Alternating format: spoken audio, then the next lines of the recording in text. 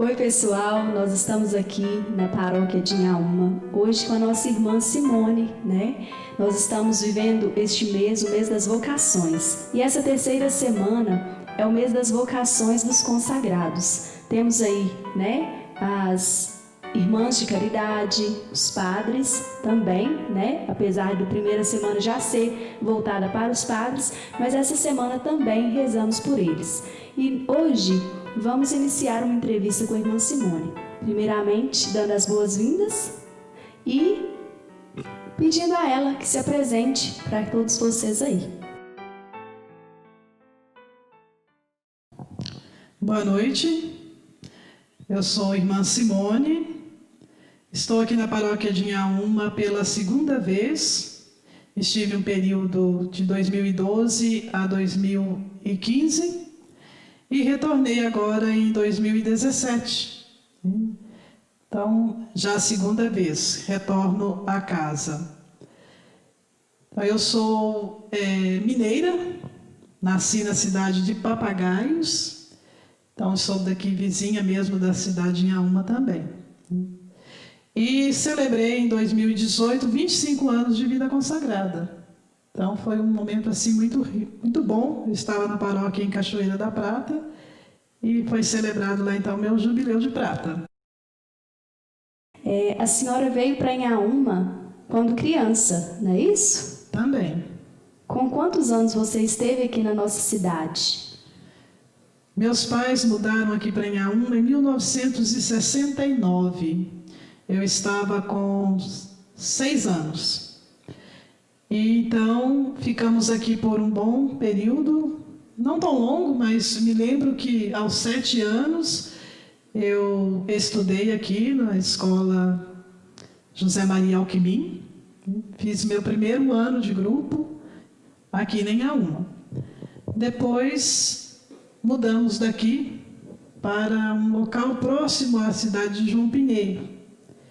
Então, um período que eu não me lembro, recordo mesmo, assim, quanto tempo não, mas me recordo de algumas situações vividas aqui, né, naquele tempo de infância, que foi um tempo muito bom, né? A idade muito boa, 7 anos é a idade que você está descobrindo tudo e correndo atrás de tudo. A senhora é de alguma congregação hoje? Como que funciona? Então, a minha vocação, ela surgiu quando eu tinha meus 17 anos de idade.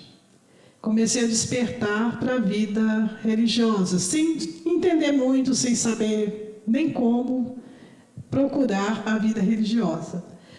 Mas tinha aquele desejo, porque vocação, a primeira iniciativa é de Deus. Deus chama e a gente então responde. E para responder a esse chamado, você tem que se colocar na escuta. E como é feita então essa escuta? É feita através da oração, através dos acontecimentos, né, que a gente chama de sinais dos tempos, o cotidiano, aquilo que está à sua volta, as pessoas com as quais você convive. Então, tudo isso aí aparece aí o chamado de Deus. E se você está atenta, você então vai ouvir e vai responder. Então, aos 17 anos eu comecei a despertar e procurei pelas irmãs Clarissas na época e comecei a fazer uma caminhada com elas. Depois tive que interromper essa caminhada por questões de não aceitação, né, do meu pai, que não permitia que eu escolhesse esse estado de vida. Aí passou-se o tempo e eu fui então correr atrás deste meu sonho, depois aos 28 anos de idade.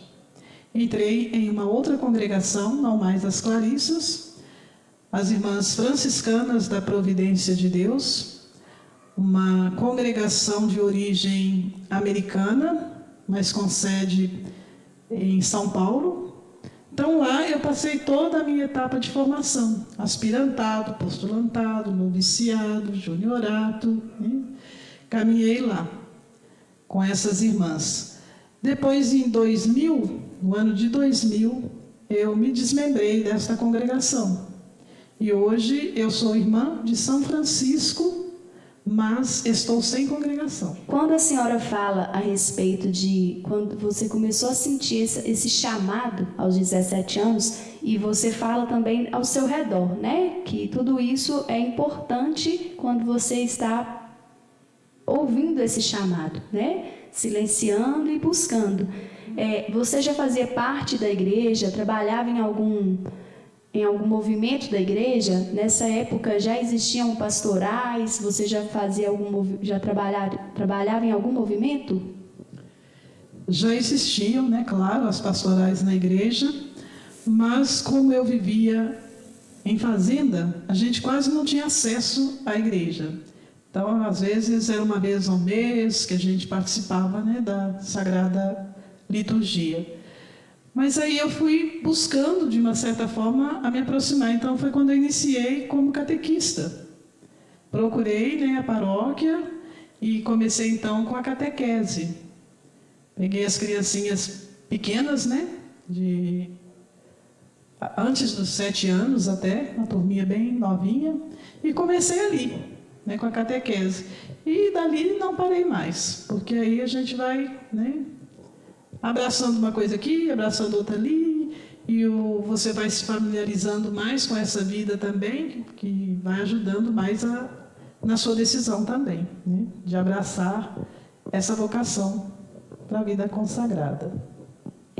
Sua família, você disse que seu pai não aceitava muito essa condição, né? Essa escolha. Sua mãe, você tem irmãos, eles são frequentes, participavam da igreja dentro das condições que vocês tinham na época? Como foi a aceitação deles também? Então, minha mãe sempre foi muito religiosa.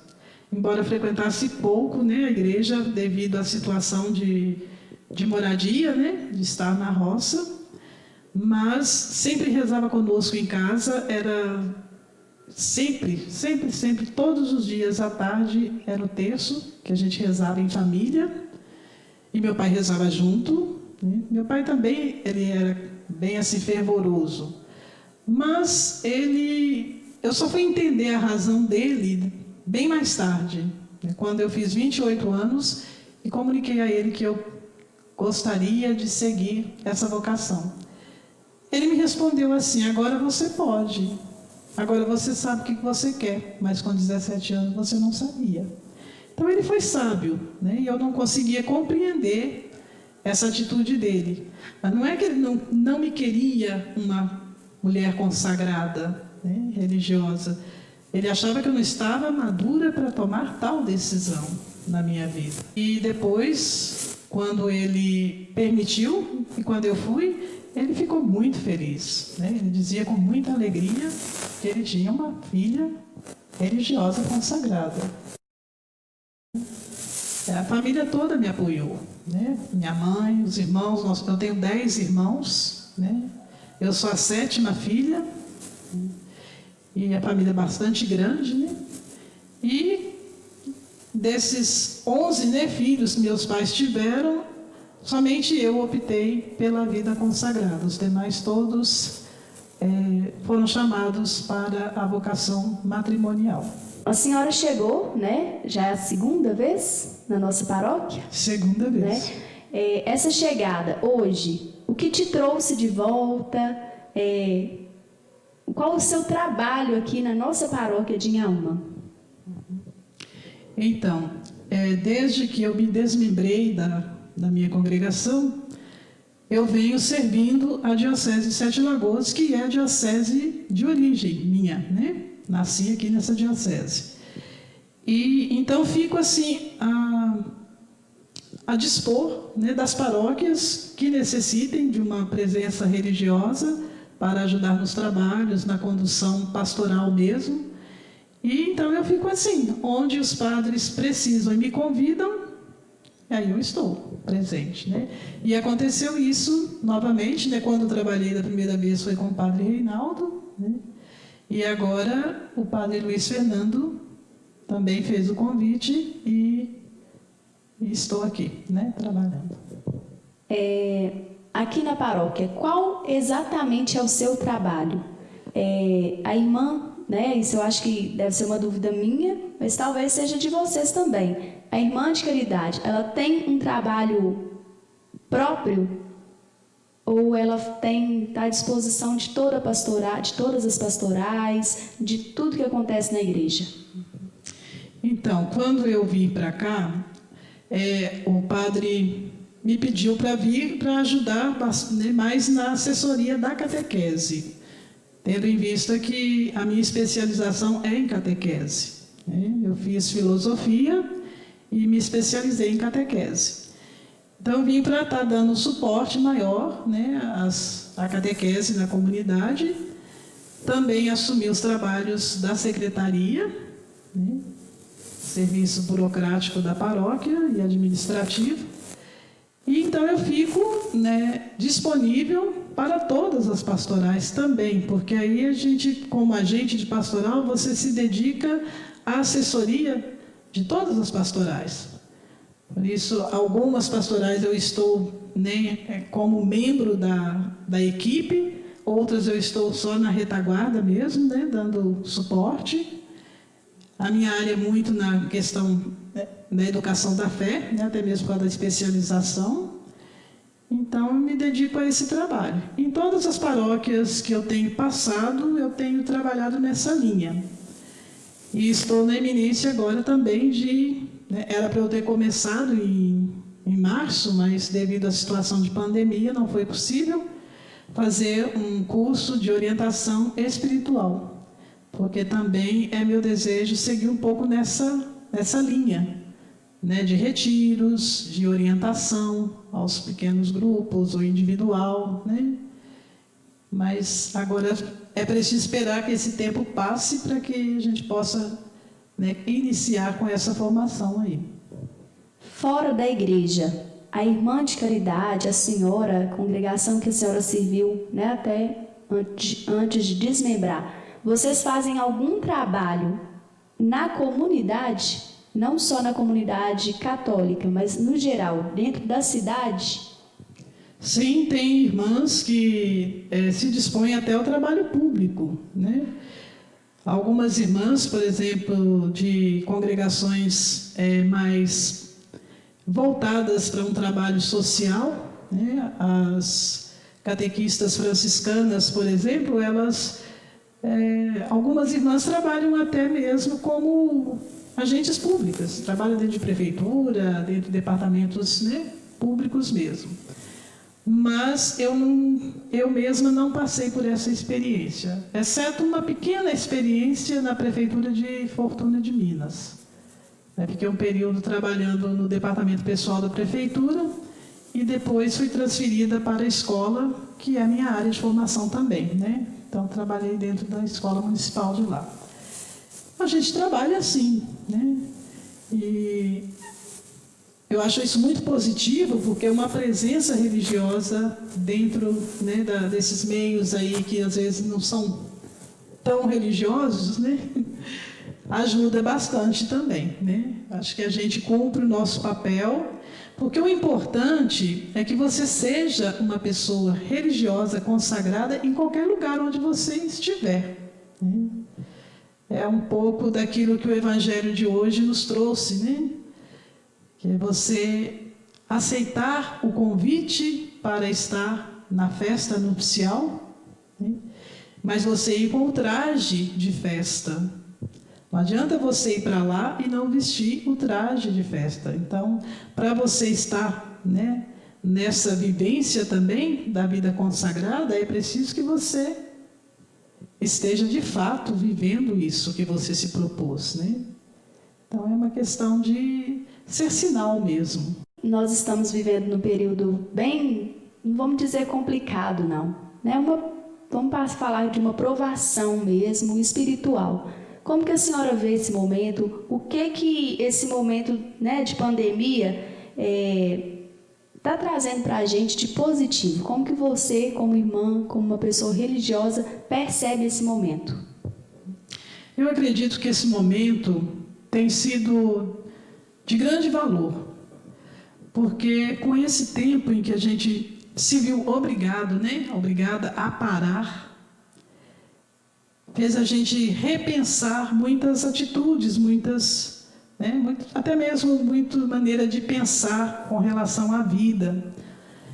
E a gente percebe, né, acho que todos nós percebemos isso, a sociedade como um todo, né, o mundo, ele estava caminhando para o caos mesmo, né? Em todos os sentidos. A natureza devastada, né, e o ser humano se desrespeitando cada vez mais. E esse tempo, então, foi uma chamada de atenção para colocar cada um no seu lugar, né? E nos proporcionou também algo que eu vejo assim muito positivo, principalmente dentro da espiritualidade franciscana, você aprender a viver com pouco. A gente estava muito acostumado, até mesmo nós, né, na vida consagrada, a ir um pouco atrás das situações em que a sociedade nos impõe, né, de supérfluo mesmo, né? É cômodo e a gente acaba entrando, né? Então isso também para nós, pelo menos para mim, trouxe também essa conotação, né, de você perceber que é possível você viver uma vida simples. Então acho que tem muito mais a nos ensinar essa pandemia do que nos escravizar, né? Nos deixar órfãos, por exemplo. Ninguém ficou órfão de nada. Voltando na sua vida, né, consagrada, algum momento passou pela sua cabeça não continuar, desistir desse caminho, né? É uma vocação, sim, foi um chamado e uma escolha, né? Mas teve algum momento que você pensou, poxa, será que eu estou fazendo certo? É isso mesmo que eu quero? Eu vou continuar? Acho que isso aí, Betânia, acontece em todas as vocações. Todos nós vocacionados, a gente tem momentos em que a gente sente isso aí, essa insegurança, às vezes, de um passo dado, né? Então, isso é normal, né, no ser humano. Nós não temos a certeza absoluta de nada nessa vida, nada. Então, a gente, eterno mesmo, é só a vida após essa daqui, porque nada é eterno. A gente pode dizer que é eterno. Nós não sabemos nada, nem o que vai acontecer daqui a um segundo. Estamos aqui nós duas nesse bate-papo. Quem disse que eu posso garantir que daqui um segundo eu estarei aqui ou você, né? Então nós não temos garantia de nada. Nós vivemos, né, vamos dizer assim, teimosamente, dia após dia, pela graça de Deus. Por isso é que a gente continua dando passos, né, todos os dias, porque a gente se firma nessa graça de Deus. Porque se a gente for olhar a nossa limitação humana, a gente não vai muito longe, não. A gente não consegue nada sem essa graça de Deus que está todos os dias. Quando você abre o olho de manhã, você ouve a voz dele te dizendo: levanta, porque é um novo dia. E a gente levanta, seja que hora for, né? Então, é a graça de Deus que nos impulsiona. Várias vezes, é claro, que a gente, né, que eu pensei em chutar um balde, né? Não é assim que muitas vezes a gente fala? Dá vontade de chutar o balde, largar essa paróquia, esses paroquianos, esse padre, largar tudo e sumir, né? Só que aí você sabe uma coisa que me ajuda muito? Isso aqui. A aliança. Uma aliança que eu fiz, né, por livre e espontânea vontade. Assim como você também fez com seu esposo, né, de livre e espontânea vontade. Então, cada vez que eu olho esse sinal nas minhas mãos, assim, eu quis isso, né? Deus me chamou, eu ouvi o chamado e generosamente eu disse sim. Então, isso me dá força todos os dias também. Mas a gente tem os espinhos também, né? Às vezes as pessoas dizem assim, mas vida de freira é boa demais, né? É um mar de rosas, mas umas rosas misturadas com espinho também, né? Sempre tem aquela roseira, né? Sempre. Cheia de espinhos. Não é fácil mesmo. Hoje, como que a senhora percebe as pessoas? Talvez na sua época as pessoas fossem mais tranquilas, vamos dizer assim. Hoje o mundo está muito cheio de inovações, de muita coisa, de muita comunicação, enfim, de tecnologias. A senhora acha que hoje o mundo ele favorece as pessoas a seguir esse caminho, a esse chamado? Você acha que ele influencia também a viver mais distante de Deus? Tem influência, sim. Até porque você só vai poder ouvir esse chamado quando você silenciar. E silenciar não é só fechar a boca, né? No sentido de não dizer nada, mas é você silenciar o seu coração. Se colocar diante dessa proposta que está aí, batendo, né, no seu ouvido, no seu coração, silenciar, para ouvir o que Ele quer de mim ou de nós, né, de cada um de nós. Então, como nós vivemos, né, como você bem colocou, vivemos num mundo muito barulhento.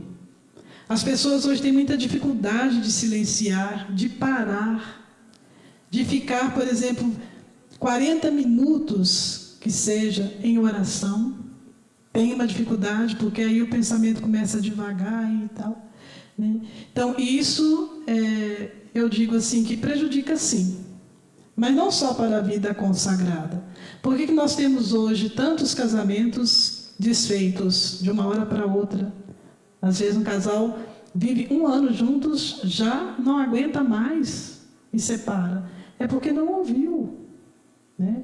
Foi fazendo as coisas atropeladamente, no oba-oba, né? Ah, então agora é assim, eu quero isso e pronto.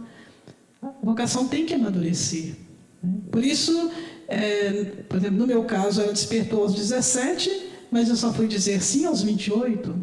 Então, é preciso que você ouça. Então, é preciso parar. E essa pandemia nos ensinou isso também, né? Parar mesmo. Ficar em silêncio, ouvir mais do que falar. Porque a gente ouve a voz de Deus, não só na oração, mas através das pessoas.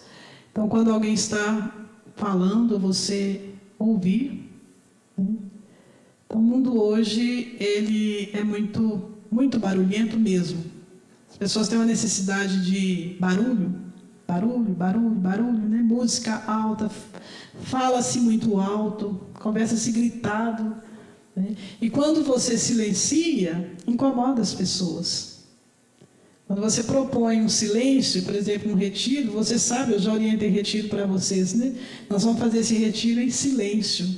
Quantas pessoas ficavam durante o retiro incomodadas porque não tem esse hábito de silenciar, né? Então, é preciso buscar. E o silêncio, você procura ele não só dentro de uma capela, dentro de uma igreja, mas na sua casa você pode buscar esse silêncio no refúgio de um quarto, um fundo de quintal, né?